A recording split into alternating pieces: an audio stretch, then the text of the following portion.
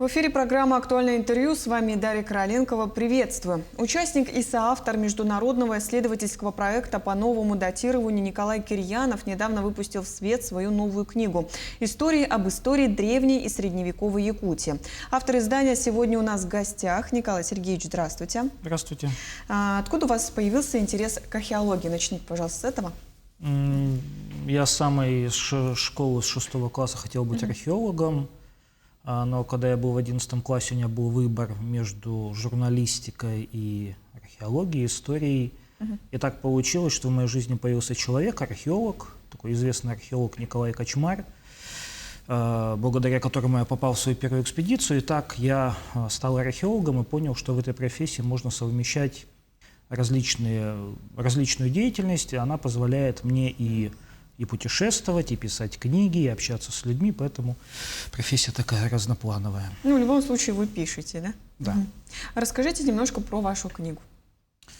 Вот о чем она? Да, это книга «История об истории». Это книга научно-популярного жанра. Дело в том, что в последнее время выходит очень много действительно серьезных книг, научных монографий, но научно-популярная литература, именно касающаяся таких основных этапов истории Якутии, ее, к сожалению, маловато. И те авторы, которые, скажем, писали еще лет 10 назад, 15 лет назад, к сожалению, уже не пишут. И я решил восполнить этот пробел, написал 10 рассказов о разных этапах истории Якутии в такой научно-популярной форме и постарался все-таки отразить наиболее актуальные и свежие данные вот на сегодняшний день. Но я думаю, это будет интересно и учителям, и краеведам, и просто интересующимся людям нашей истории. Вот расскажите о наиболее интересных археологических раскопках в Якутии, вот с вашим участием. Ну, на наше счастье, археологических раскопок в Якутии ведется достаточно много, достаточно обширные. Ну, я бы назвал два больших таких проекта. Это участие в международной франко-российской археологической экспедиции, которая работала с 2002 по 2019 год у нас в Якутии. Это был совместный проект нашего Северо-Восточного федерального университета и университета Поля Сабатье во Франции. Эта экспедиция занималась изучением древних якутских останков, захоронений, начиная там с 17-18 веков и 19 веков. Я участвовал в этой экспедиции 8 лет. И благодаря этой экспедиции я защитил кандидатскую диссертацию по ее материалам. А второй проект – это, конечно, участие в исследовании самого древнего памятника на территории Якутии – Дерин-Кюрях, который находится в Хангаласском районе. Тоже совместный проект с университетом Дании. 4 года мы занимались, и появились новые данные, которые говорят, что памятник остается по-прежнему самым древним и самым загадочным, наверное, на сегодняшний день. А вот чем примечательная такая экспедиция? Может, что-то уникальное? Вы знаете, сейчас появилось так много методов, которые нас удивляют и воодушевляют. Оказывается, один из последних методов является оптиколюминесцентный и космогенно-нуклидный. Звучит, конечно, так ужасающе, но на деле, оказывается, все на планете Земля получает солнечное излучение и космическое излучение. И в каждом из нас эти микрочастицы содержатся в какой-то микро-доле. И оказывается, существуют методы, в частности, разработанные датскими учеными, которые позволяют, если это мы говорим именно о каменных орудиях, о камнях, да, позволяют считывать, какое количество этих микрочастиц бериллия, полученные из космоса, этот камень получил до тех пор, пока не был накрыт какой-то толщей песка. То есть это такое сверхчувствительное датирование, оно работает на несколько миллионов лет, то есть можно посчитать, сколько миллионов лет назад этот камень был погребен какой-то песчаной толщей. И это, конечно, удивительно, потому что ходишь под солнцем, под небом и даже не ощущаешь этого, что на тебя эта пыль падает космическая. Вот вы, как член Русского географического общества, расскажите, пожалуйста, какие проекты реализуются в обществе сейчас, на севере? Ну вот буквально вчера я вернулся из Ленского района, где как раз участвовал в проекте Русского географического общества. Это школьная историко-краеведческая экспедиция «Возрождение», с которыми мы занимались изучением археологических памятников Ленского района. Это работа с детьми, со школьниками. Это прививание детей к истории, тем более это ребята местные учащиеся, которые они живут вот здесь, в этой деревне, и даже не знают, что вот под землей находятся различные интересные находки. Вот. А сможет ли вот такой проект стать опорой для развития туризма, например? Безусловно, потому что сейчас очень распространен именно внутренний туризм. И именно туризм, рассчитанный не столько на приезжих гостей, а сколько вот на самих жителей и Якутии, и района, и села. Потому что люди очень многое хотят узнать в интернете, но оказывается, интересная история находится буквально рядом. И поэтому развитие вот этого направления внутреннего туризма в рамках района, в рамках деревни, в рамках села, оно очень сейчас востребовано и актуально. Тем более, что существует и федеральное законодательство, республиканское, которое позволяет это все правильно организовывать и формировать. А как вот школьники рассказывают, что им больше всего нравится, там в Ленском районе, например? Это замечательные ребята, я хочу выразить благодарность и Ленскому району, и школе города Ленска №1, которая организовала эту экспедицию, и епархии города Ленска, и лично отцу Анатолию, который возглавлял эту экспедицию. Ребята замечательные, находчивые, неусидчивые, это в хорошем смысле слова.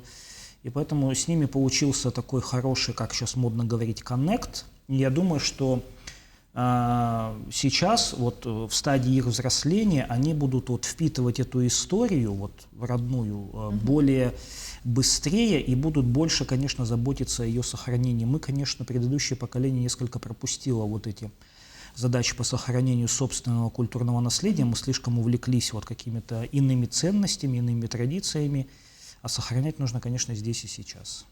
Отзывы, наверное, положительные были, да? Безусловно. О экспедиции. Могут ли быть признанными памятники культурного наследия, какие-то места, которые дороги жителям конкретного населенного пункта? Да, и это прописано в федеральном законе об объектах культурного наследия. Есть такое понятие «достопримечательное место», которое позволяет, если место в силу каких-то традиций, исторических событий, просто отношения местного населения к этому месту, можно юридически это оформить. Для этого нужно пройти этап прохождения государственной историко-культурной экспертизы. Я сам являюсь как раз аттестованным экспертом по проведению такой экспертизы. И надо сказать, что сейчас мы эту работу проводим, например, в Хангаласском районе вместе с Управлением по охране объектов культурного наследия республики. Эта работа идет, потому что надо защищать свои земли, потому что очень много застройки и промышленного освоения, и не всегда это происходит корректно, и люди иногда ради выгоды идут на явное нарушение законодательства по охране объектов культурного наследия, поэтому мы работу такую ведем. А есть ли сложности, может быть, какие-нибудь? Сложности, безусловно, есть, потому что, к сожалению, выгода сейчас становится важнее, чем культурное наследие. А насколько длителен процесс? Это всегда происходит по-разному. Я так скажу, если вся документация имеется, если все документы налицо, то эксперту остается только это оформить и заполнить какие-то соответствующие акты. А если ничего еще не известно, это, конечно, будет такая поисковая работа, исследовательская работа. Она может затянуться, насколько, не знаю. Но, слава богу, у нас работают замечательные специалисты, археологи, этнографы, краеведы, которые сейчас работают, например, в Мегино-Кангаласском районе, недавно работали в городе Якутске, у которых на руках все свежие данные, поэтому, как правило, мы достаточно быстро выходим на принятие каких-то решений. А хотят, может быть, промышленное освоение недр начать? А с этим мы сталкиваемся все время, собственно, поэтому и появилось такое понятие достопримечательного места. Именно поэтому государство вводит такие достаточно строгие законы, именно потому, что строительство и промышленность прямо вот идут, что называется, каждый шаг, и надо успеть защищать свою родную территорию, вот, поэтому это актуально. А как вот вы работаете со школьниками, рассказали, что были в Ленском районе. Как вообще идет работа и вот как вы ведете просветительскую деятельность именно с образовательными учреждениями? Я веду работу со школьниками не только Ленского района, я также веду работу со школьниками, скажем, Татинского района, Усть-Майского района. Это и мы как раз пытаемся реализовать такой проект, который называется «Школьная археология». Я думаю, что ближе к зиме мы, наверное, составим такую более-менее внятную концепцию и выйдем на руководство республики с тем, чтобы это продвигать. Это связано с тем, что и школьники, и их родители, и люди, которые живут в селах, городах и деревнях, очень интересуются своим культурным наследием, но им не хватает специалистов. То есть это идет запрос именно оттуда. Это обращаются прямо, что вот мы хотим знать нашу историю, но нам нужна помощь. И я со своей стороны, как археолог, как историк, как вот эксперт, я, собственно, помогаю им разрабатывать вот эту документацию техническую, или там, как это законодательно нужно сделать правильно. Мы эту работу ведем, потому что, повторюсь, промышленное освоение идет очень быстро, специалистов у нас не хватает, и если нам не будут помогать вот эти самые школьные отряды, то, возможно, через 10 лет или 20 мы просто не досчитаемся каких-то культурных объектов. То есть, а как вот все-таки просветительскую деятельность ведете со школьниками? Собственно, участие в экспедиции – это и есть просвещение, потому что когда ребята непосредственно сталкиваются с находками, непосредственно сталкиваются с работой археолога, или же я им рассказываю какие-то истории вот, в рамках, например, вот этой книги, это и есть просвещение. И я должен сказать, что те ребята, которые пройдут через эти экспедиции, у них появится, это я так называю, такая прививка. Они будут уже на это смотреть по-другому, и они уже просто не пройдут мимо какого-то артефакта, мимо какой-то важной находки, потому что мы стараемся объяснить им, что это не просто камень, это не просто кусок кости, не просто кусок дерева, это история, которая, собственно, дает понять человеку, откуда он, зачем он пришел, почему мы так живем, почему у меня такое имя и фамилия, почему у нас такая страна. То есть это ответ на множество вопросов, которые человек всегда задает себе, а уж ребята молодые, конечно, задают этот вопрос, наверное, чаще всего сейчас, когда они растут и взрослеют. Ну и интереснее это делать в своем регионе, конечно же. Да.